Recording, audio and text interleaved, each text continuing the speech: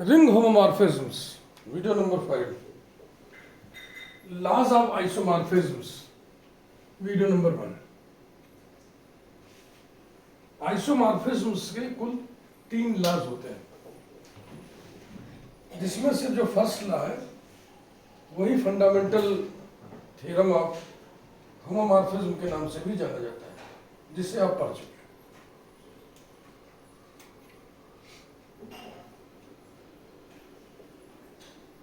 First law of isomorphism,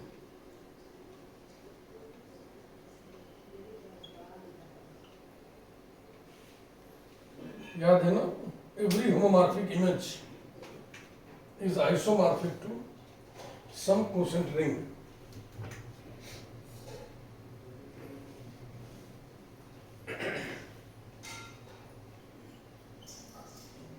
Every homomorphic image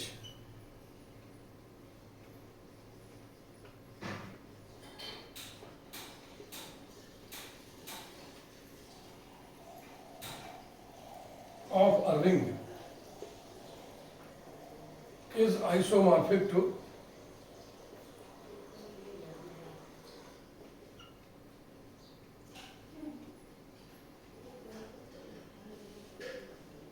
some quotient ring। इसी को fundamental theorem कहते हैं, जो कि आप पढ़ चुके हो, दोबारा कौन पढ़े। Fundamental theorem of ring homomorphism.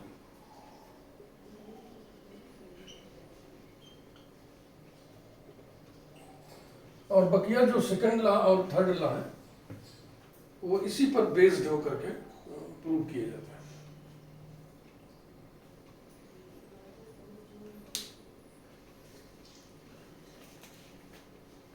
Second law ये प्राकृतिक आवाज है।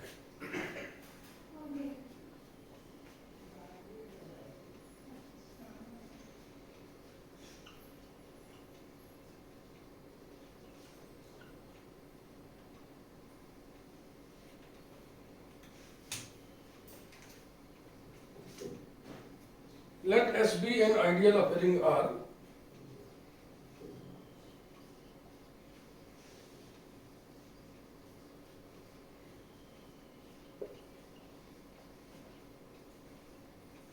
and let T be an ideal of R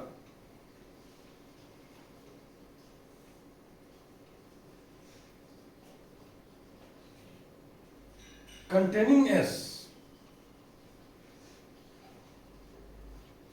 S और T दोनों ही R के आइडियल्स हैं, लेकिन T S को कंटेन कर रहा है। S is subset of T।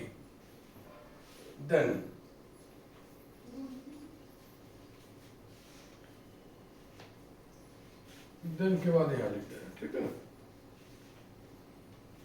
Quotient ring R by T is isomorphic to quotient ring R by S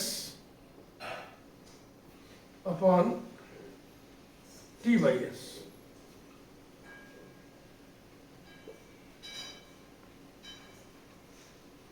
जब इसको आप प्रूव करने चलिएगा तो पहला प्रश्न यही खड़ा होगा कि ये जो कोसेंट रिंग्स लिखे हुए हैं ये वैलिड है, सच में ये कोसेंट रिंग है। तो एक तो होता है कि पहले इनको हम वेरीफाई कर लें कि R by S, T by S, R by T सबके सब कोसेंट रिंग है। और ये भी एक कोसेंट रिंग है ना, ऊपर रिंग लिखा है, नीचे इसका आइडियल होना चाहिए। तो इसमें हमको प्रूव करना होगा this is ideal of this. एक तरीका ये है कि आप ये तर्क दीजिए कि चूंकि लिखा है, क्वेश्चन में लिखा है, हमने तो लिखा नहीं है, इसलिए उसको हम मान ले रहे हैं कोसेंट रिंग है।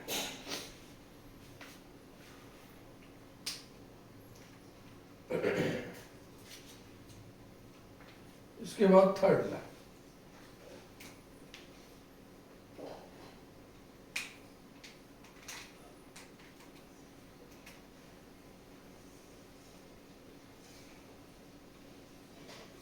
Third law of isomorphism.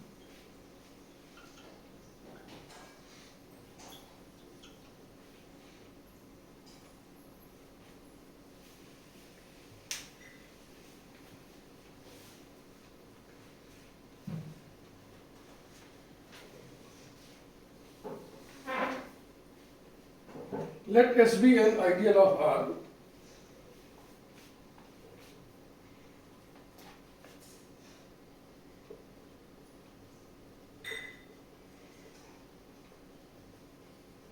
and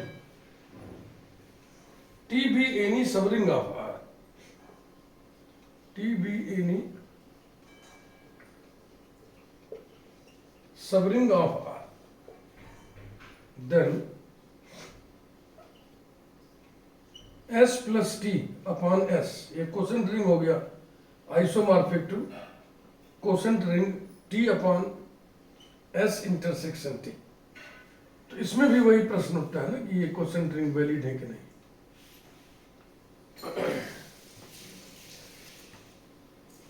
मेरा मन ये कह रहा है कि पहले हम ये जो वैलिडिटी की सब बातें हैं, मुद्दे हैं, इनको सुलझा लिया जाए, उसके बाद तब प्रूफ लिखेंगे।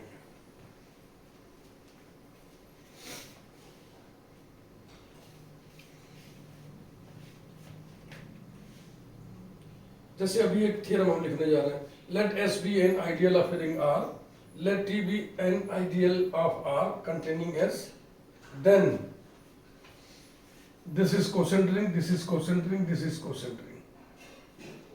R by S तो quotient ring है ही है, क्योंकि S R का आइडियल है। ठीक है ना, केवल हमें इन्हीं दो पे निगाह लगानी और एक इसमें।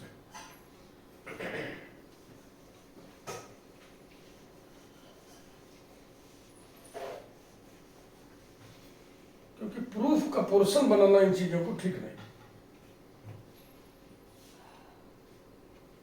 स्टेटमेंट कोई और लिख रहा है, तो कोई और लिख रहा है, बुक लिख रहा है, उसको वैलिड मान के ही याद चलेगा।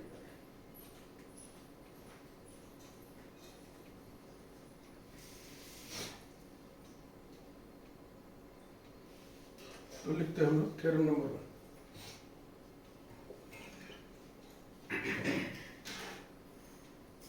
Let S be an ideal of R, T भी ideal of R है, तो इसको थोड़ा स्टेटमेंट चेंज करके लिखने का मन कर रहा है। Let S and T be ideals of a ring R such that T के बारे में लिखा ना कि ideal of R containing S such that S is subset of T, T contains S. Then R by S, R by T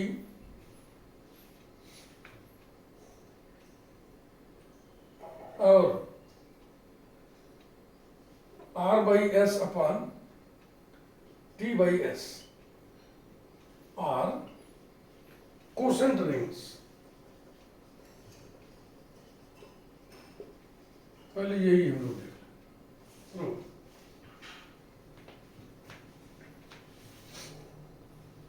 ठीक रहेगा ना।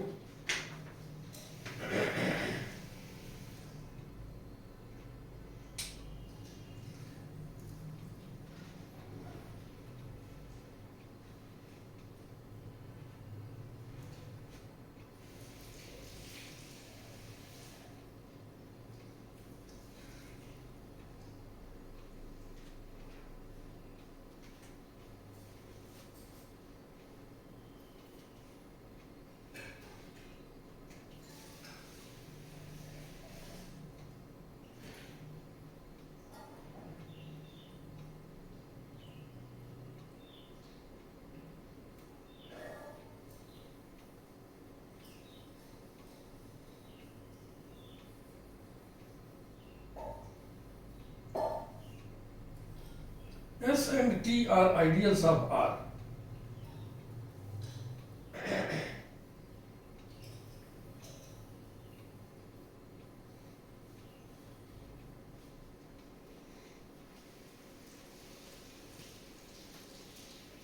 इसे न लिख करके देखो, इसमें R by S तो शामिल ही हो गया है, T by S केवल लिखना।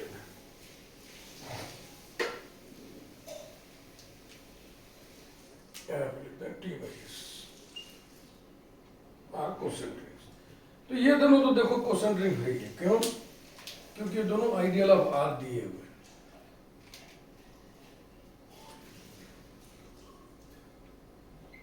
and T are ideals of R. Implies that R by S and R by T are quotient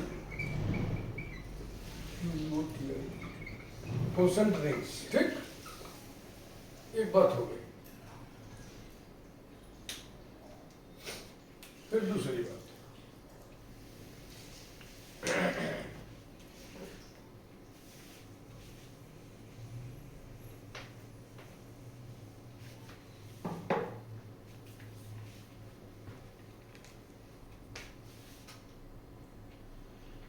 S and T are subrings of R.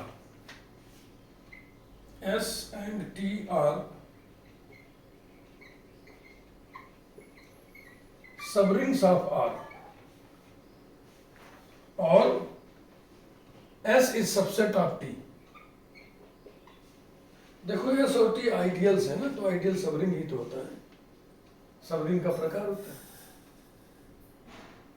S और T subring होने के नाते रिंग हो गए, S छोटा है T बड़ा है, तो S T का सबरिंग हो गया।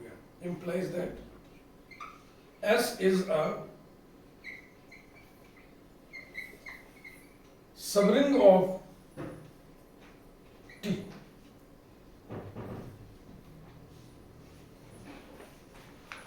Again,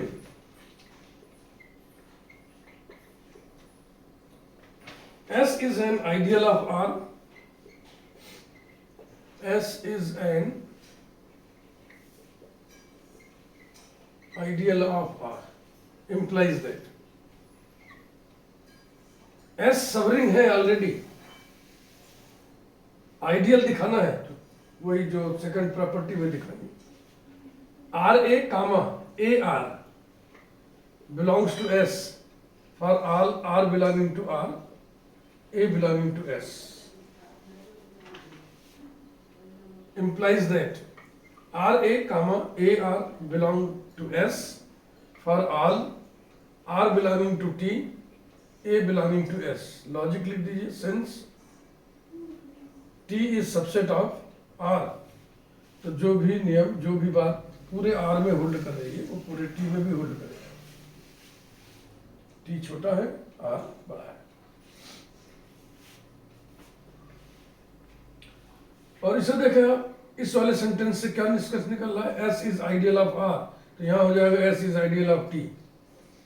Implies that S is an ideal of T. S is a subring of T. Already हम बता चुके हैं। S is an ideal of T implies that T upon S is a quotient ring. Is a quotient ring. ये R by S, R by T और T by S ये सब quotient ring है, हमने प्रूव कर दिया। Next, third law of isomorphism में भी ये बातें हैं।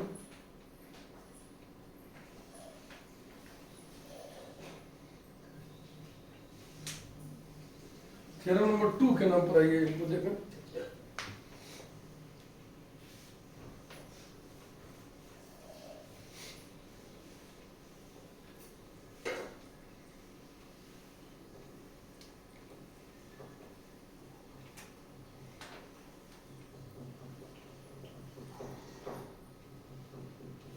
Let S be an ideal of a ring R and T be a subring of R. एक आइडियल है, एक सबरिंग है। Let S be an ideal of a ring R and T be a subring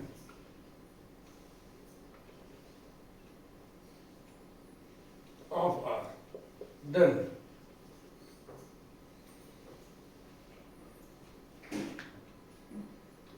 S plus T upon S and T upon S intersection T are quotient rings. Are quotient rings. Proof.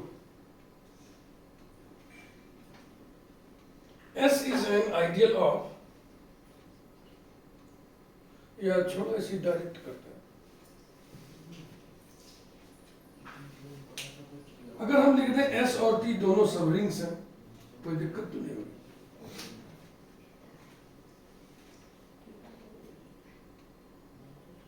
S and T R सब rings of are. हम लोग जानते हैं कि अगर S और T सब ring हो, एस प्लस टी भी सब रिंग होगा। आइडियल वाले में आप पढ़े थे, आइडियल में इसको आप पढ़े कि अगर एस और टी आइडियल हो तो एस प्लस टी भी आइडियल होता है, सम ऑफ आइडियल्स। तो आइडियल सब रिंग ही तो होता है। S plus T is a सब ring, is a subring of R.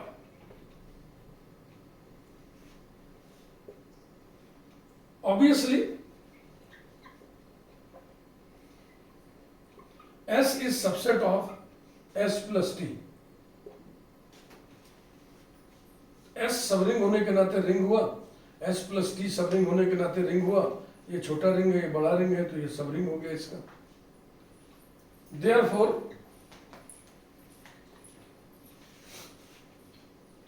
S is a subring of S plus T. ये क्वोशेंट रिंग तब होगा जब S प्लस टी का आइडियल हो। S प्लस टी का आइडियल हो, उसके लिए पहली आवश्यकता पूरी हो गई। S प्लस टी का सब रिंग है, और अब ये वाला गुण और दिखा देना है।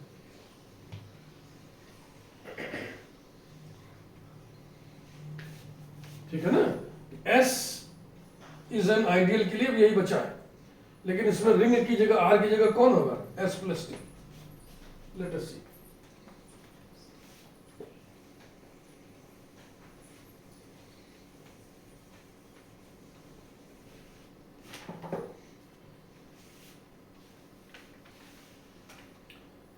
Let small r, which stands for S plus T, be any element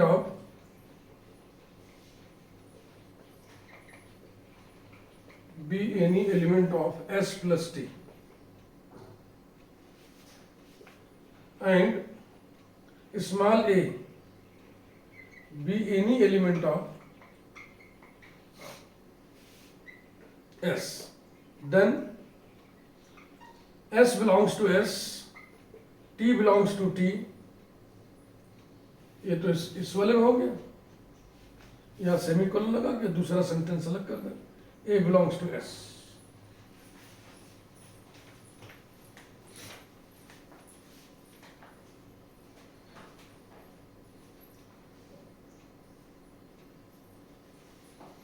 थोड़ा सेटिंग करनी है लैंग्वेज की।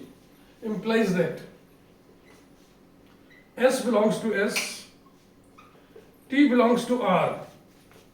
यही ब्रैकेट में लिख देना, since T is subset of R, semicolon A belongs to S। तो जो चेंज हुआ देख रहे हैं ना, T अगर T में है तो T R में होगा। implies that,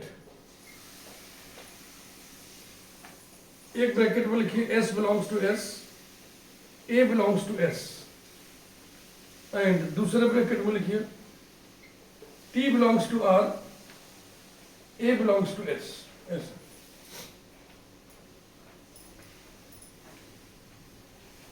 implies that S और A दोनों S में है, और S सब रिंग है, तो S A और A S दोनों S में होंगे। S A comma A S belongs to capital S, and S is an ideal of R। ध्यान से देखिए, चूंकि S R का आइडियल है, ये दिया हुआ है, S is an ideal of R, तो T R में हो, A S में हो, तो क्या होगा? टी ए और ए टी, टी ए और ए टी दोनों के दोनों एस में होंगे। यहीं पे लिख दें हम लोग, since S is an ideal of R।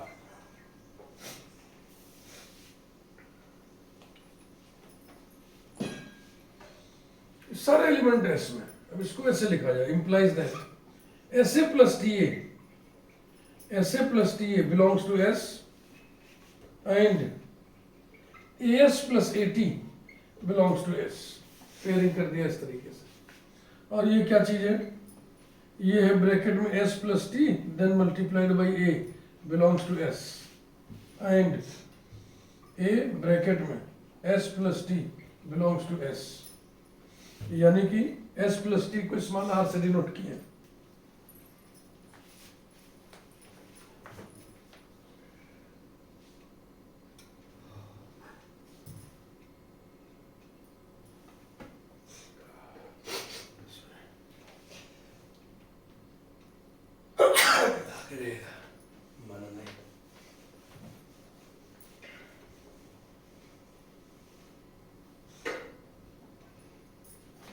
Implies that RA belongs to S, AR belongs to S।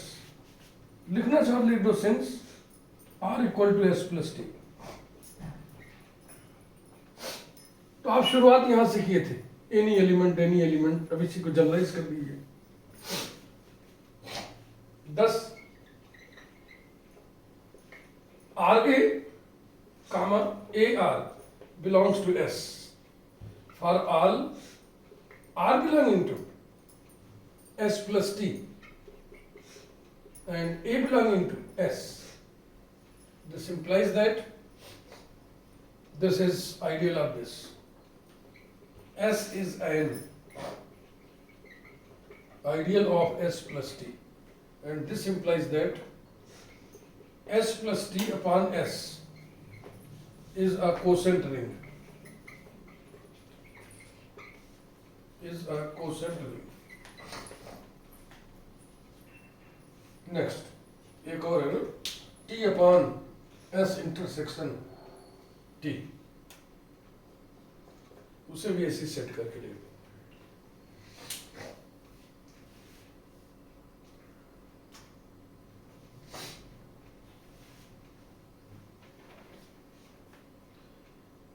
S intersection T, comma T are subrings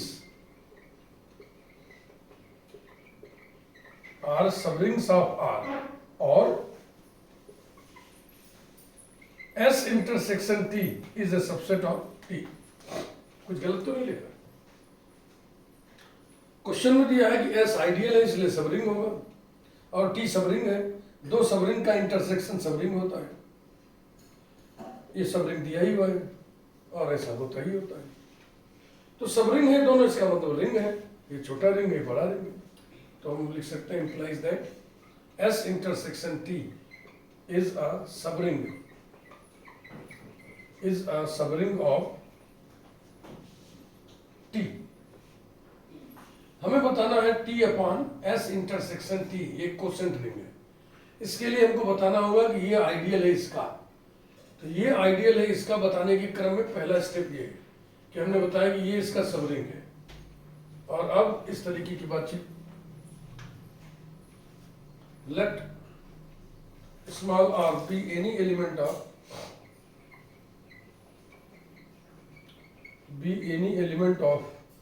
T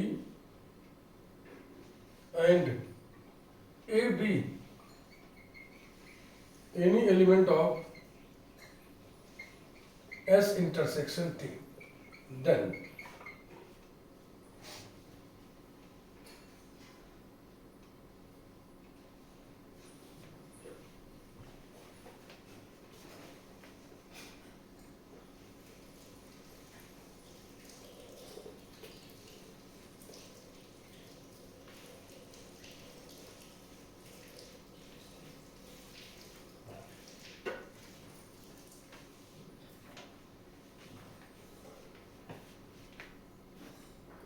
R belongs to T, A belongs to S intersection T।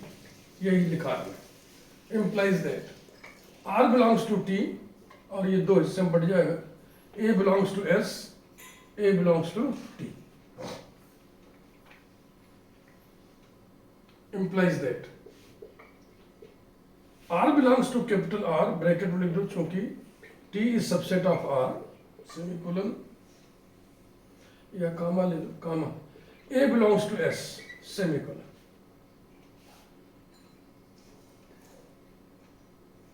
चलो ऐसे लिखते हैं, या तो ऐसे लिखते हैं, या एंड कर देते हैं, और फिर लिखते हैं R belongs to T, comma, A belongs to T. देखो ये दो सेंटेंसेस है ना, और ये अकेला है, तो ये एक बार इसके साथ लिख दी, एक बार इसके साथ लिख दी। R belongs to T, A belongs to S, R belongs to T, A belongs to S. ये बदल गया ऐसे कि अगर आर टी में है तो आर आर में होगा, और इसके साथ इसको यूं ही लिख दिए। अब देखो एस आर का आइडियल है, इसका मतलब क्या हुआ, R A comma A R belongs to S, बगल में ब्रैकेट में लिख दे चूंकि S is an ideal of R and T subring है, यानी रिंग है, तो इसके दो एलिमेंट का जो प्रोडक्ट है, चाहे आर ए लिखे चाहे ए आर लिखे, वो टी में होगा। R A comma A R belongs to T.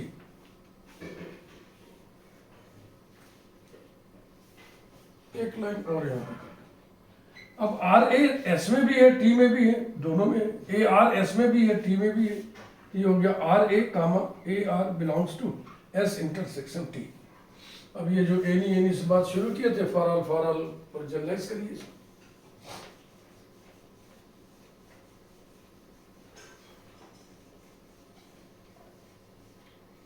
10 R A comma A R belongs to S intersection T for all R belonging to T, है ना, and A belonging to S intersection T. इसका मतलब S intersection T T का ideal हुआ, implies that S intersection T is an ideal of T, and this implies that T upon S intersection T is a quotient ring, is a quotient ring.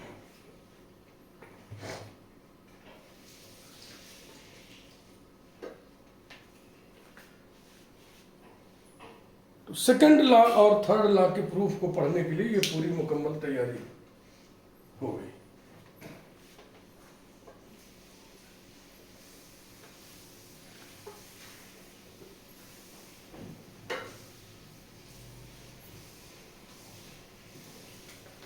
अब heading डालें, second law of isomorphism.